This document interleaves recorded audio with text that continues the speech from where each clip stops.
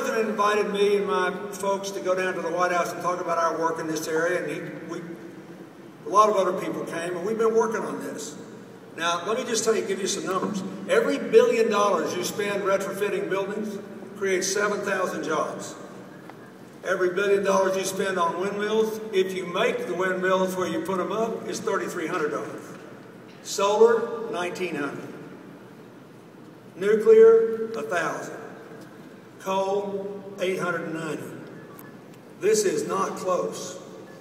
If you want to go where the jobs are, we can create about half of the energy efficiency we need to fight global warming by creating literally well over 1 million jobs in America. You can get your fair share of that, but I promise you, as soon as this thing gets done, it'll depend on who the governor is. It will matter. You need jobs back in Rhode Island. You know as well as I do that this place is small enough, compact enough, coherent enough, with good enough values that if everybody had a job, about 80% of your problems would be done. You'd figure out what else to do. You know it, don't you? Now, the real purpose of this is to do what else Frank was talking about, getting small businesses to get financing again. The banks of America today, collectively, and I'm not just talking about these big New York banks, I mean the community banks all over the country, have collectively, listen to this, $1.7 trillion in cash that is uncommitted to loans, which means by very conservative standards, they could loan $17 trillion tomorrow, which is more than our entire annual GDP, and the whole worldwide recession would be over in a second. Now, I don't want to be naive. Folks, we don't have $17 trillion of good loan demand out there. But you know as well as I do, we got a lot more than zero. Right? So, why isn't this happening? It's not happening for two reasons. First, banks are still a little reluctant to loan even though they're flush and especially those that didn't do anything wrong before. And businesses are a little reluctant to borrow because they want to be able to pay it back and they're not sure where this economy is going. So everybody's sitting here. And it's what I call the cold stove phenomenon. You know that old story that when a cat sits on a hot stove, it's a good news, bad news deal. The good news is that cat will never sit on a hot stove again. The bad news is the cat will never sit on a cold stove either. And so we're in the cold stove period of this struggle to turn America around and lift America up. But the last thing we need to do is to go back and adopt the policies that got us in trouble in the first place. We need to keep going. And I'm just telling you, as all of you know, I was governor of my native state, Arkansas, before I became president for 12 years.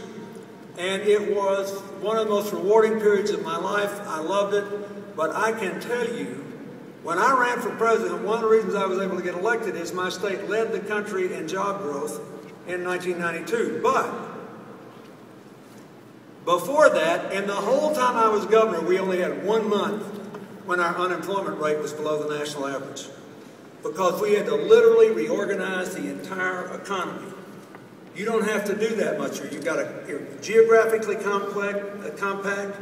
You've got an economy that can be turned around. But one of the reasons that I'm excited to be here, besides the fact that Frank and his family have been good to me and we're good to Hillary, is that the guy understands this. He intuitively understands what has to be done to fix this economy. So, my first request is that we not make the error I think we made in 1994 of punishing the people who have made the hard decisions to turn the economy around because we can't feel it yet.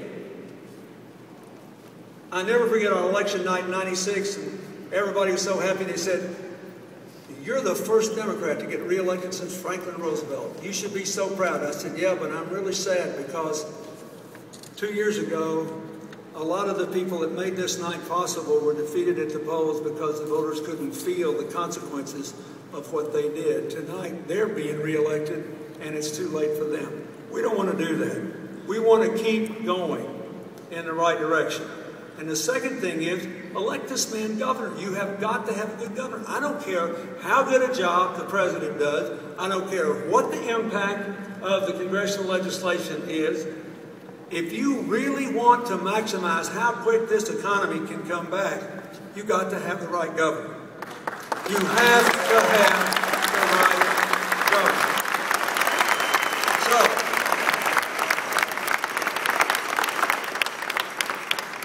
that's my pitch. I love you. You've been good to me.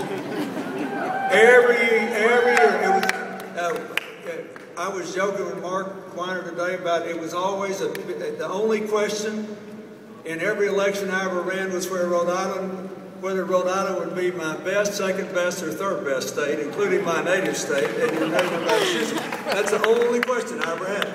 So I don't like seeing you hurting like this.